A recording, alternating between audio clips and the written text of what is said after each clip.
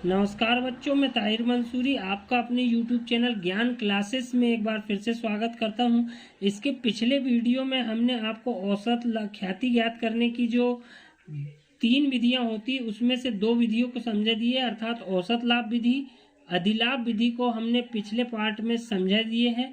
आज हम उसकी तीसरी विधि पूंजीकरण विधि को समझाने जा रहे हैं। तो आइए शुरू करते हैं।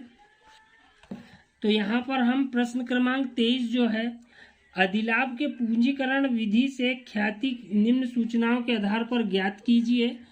पूंजी दी गई है 2 लाख रुपए, औसत लाभ 30,000 रुपये और पूंजी पर लाभ की सामान्य दर 10% दी है। ये CBSE 2019 का क्वेश्चन है जो कि इम्पोर्टेंट है और आने की संभावना ज़्यादा है। तो आइए इस सवाल को हम कैसे हल करेंगे बताते हैं।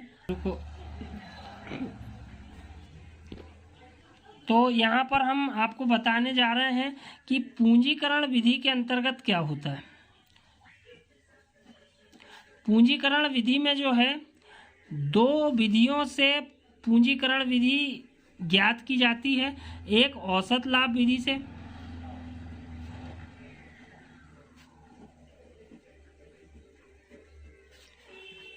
और दूसरी है अधिलाभ विधि से, जो कि पिछले वीडियो में मैंने आपको इन दोनों विधियों को समझा दिया हूँ।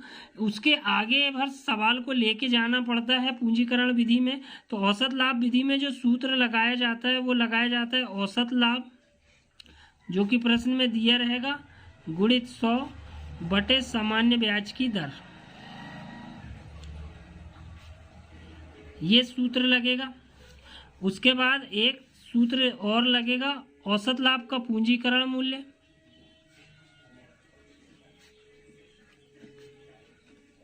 पूंजीकरण मूल्य माइनस विनियोजित पूंजी। ये सूत्र हमें दोनों याद होने चाहिए, तो औसत लाभ विधि से ज्ञात हो जाएगा। उसके बाद यदि अधिलाभ विधि से प्रश्न को हल करना है तो सूत्र केवल इस पे एक ही लगेगा, अधिलाभ गुणित 100 बटे सामान्य ब्याज दर,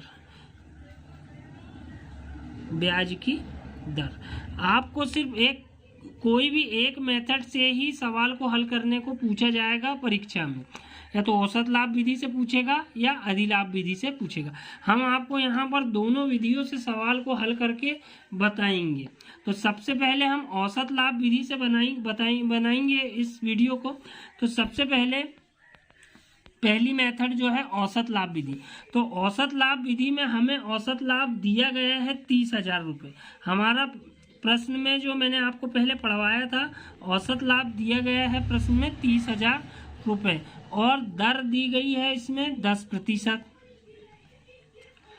तो यहाँ पर हमें केवल 2 ही चीज की आवश्यकता पड़ेगी। सूत्र क्या है, औसत लाभ गुणित 100 बटे सामान्य ब्याज दर। औसत लाभ हमें दिया है प्रश्न में 30,000 रुपये, गुणित सूत्र का 100 बटे सामान्य ब्याज की दर जो है वो दी गई है हमरे को 10%। तो यहाँ 1 शून्य से 1 शून्य कटाएगा, तो यहाँ पर जो आएगा वो आएगा 30,000 में 10 का गुणा करेंगे तो 3।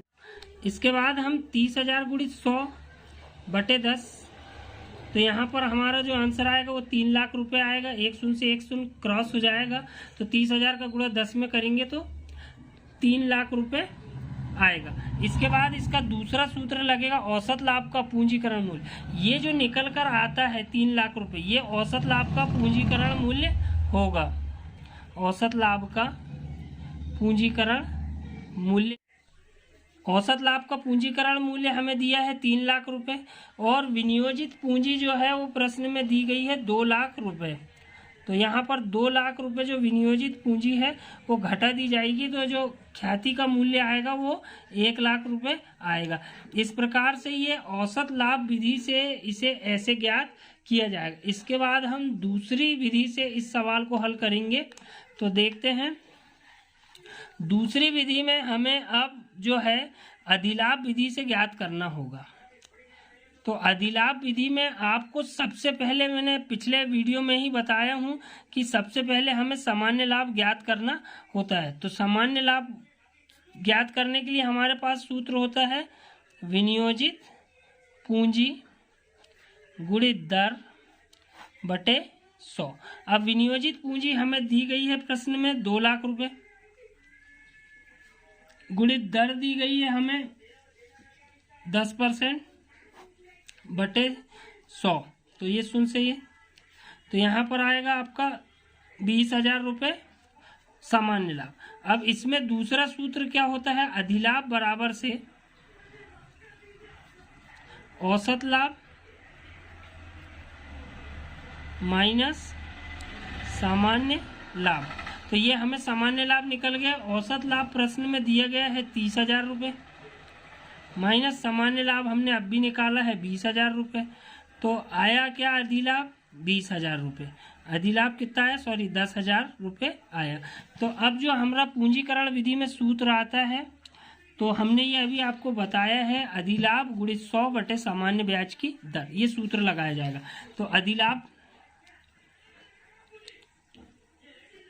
गुणित 100 बटे सामान्य ब्याज की दर,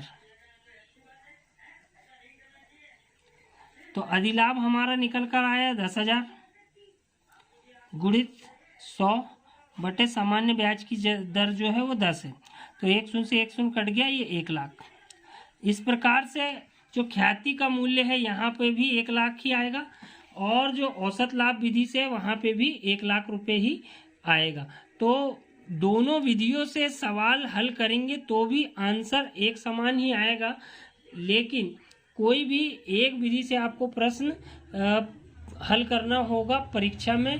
तो यदि आपको वीडियो पसंद आए तो हमारे चैनल को लाइक कीजिए, शेयर कीजिए और सब्सक्राइब कीजिए। धन्यवाद।